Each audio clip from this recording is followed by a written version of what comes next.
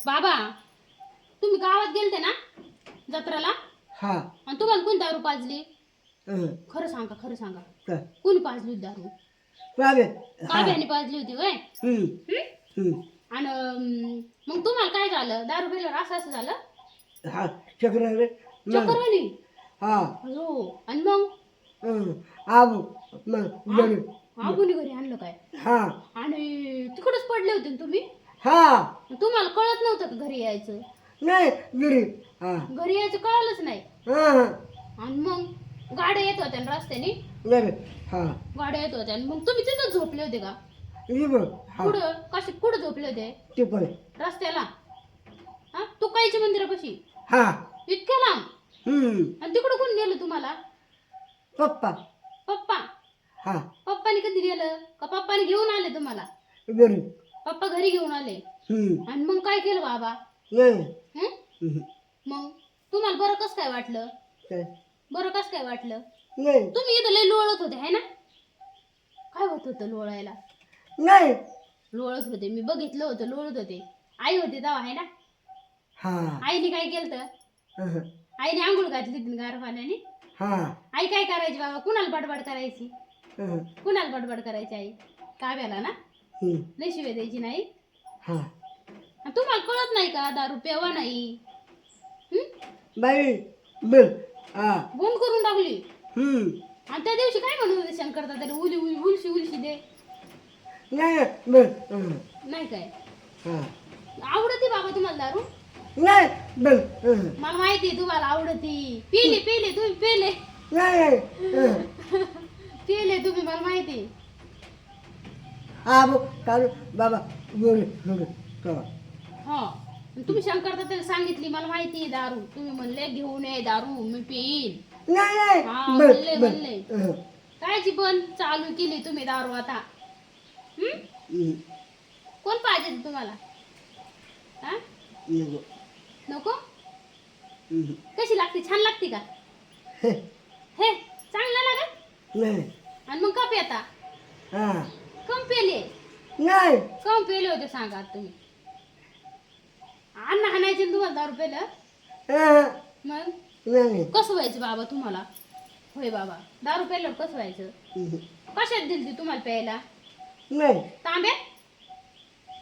गल्लास मध्ये? बाटली? मग काय दिलं प्यायला? तुम्हाला किती घाम आलता?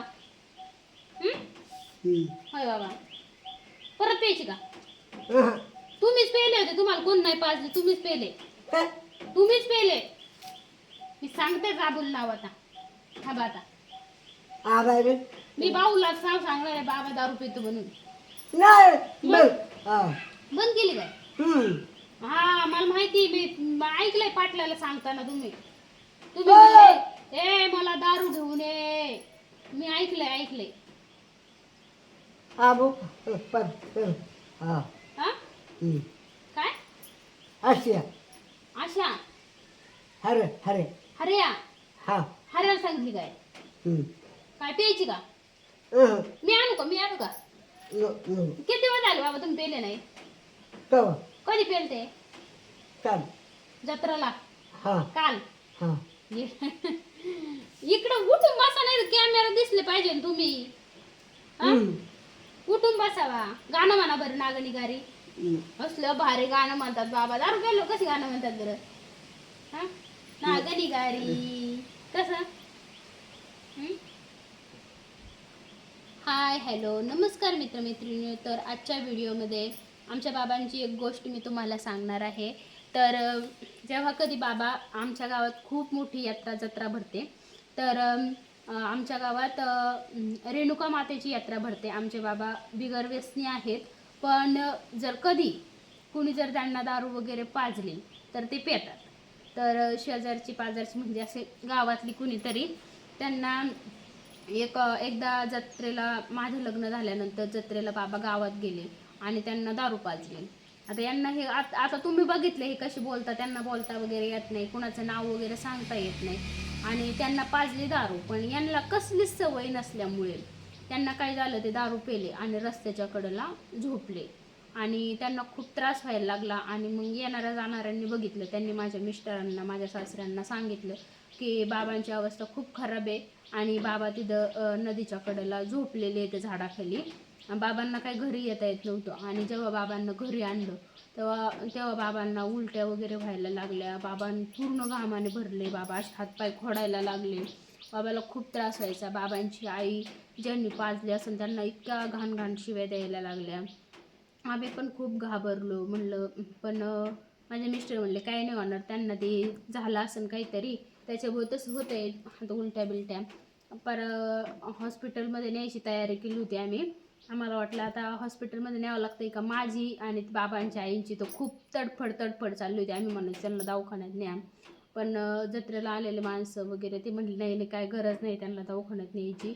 मग आम्ही बाबांना, आजीनी, मी गार पाण्याने आंघोळ घातली. बाबा लोळून आले ते, कपडे खराब करून आले होते, तर आम्ही त्यांना गार पाण्याने आंघोळ वगैरे घातली. त्याच्यानंतर जत्रेच्या दिवशी खूप पेढे असतात आमच्या घरी, त्यांना पेढे खायला दिलं, चहा प्यायला दिला. त्याच्यानंतर त्यांच्या त्या शरीरातल्या दारूचा प्रभाव जरा जरा कमी व्हायला लागला. तरी बाबा दिवसभर झोपून होते. बाबांना अजिबात अशी सहन होत नाही. पण तरीही बाबांना दारू आवडते बरं का मात्र. तर का आम्ही फवारणीसाठी आणलेली दारू होती आणि आम्ही खोलीत ठेवली आणि खोलीत ठेवल्याच्या नंतर माझ्या मिस्टरांनी अशी बाटली धरली. म्हणले बाबा प्यायची का म्हणल्यानंतर बाबाने बाटली हातातली ओढली आणि जाता जाता तोंडाला लावली. ओढली पळत सुटली. जाता जाता तोंडाला लावली, मस्तपैकी पेले बिले आणि बाटली फेकून दिली. मध्ये ती फवारणीला आणलेली देशी दारूची बाटली होती. मेथी का काय होतं नाही, कांद्यांना फवारायचं होतं. आणि तवर तर बाबांनी ती पिऊन बी घेतली. असे बाबा येतं. बाबांनी अशा पद्धतीने दारू पिली होती. बाबांचे खूप हाल झाले होते. सहसा करून त्यांना कोणी पाजत नाही, पण मस्ती करून त्यांना थोडीफार, बाबा गावातच जात नाही पण जत्रेच्या दिवशी बाबा मस्त नटून थटून गावात जातात बरं का. काही कार्यक्रम असल्यावर, नवरात्राच्या वेळेस, जत्रेच्या वेळेस. नवरात्राच्या वेळेस कुणी काही दारू पित नाही, पण जत्रेच्या वेळेस बरेचसे माणसं असतात, वेगवेगळ्या पद्धतीचे, वेगवेगळ्या क्वालिटीचे माणसं असतात. ते त्यांना जरा, आणि बाबांचा स्वभाव जरा भोळा आहे, त्याच्यामुळे बाबांना कुणीही बाटलीत उतरवू शकतं असे बाबा आहेत.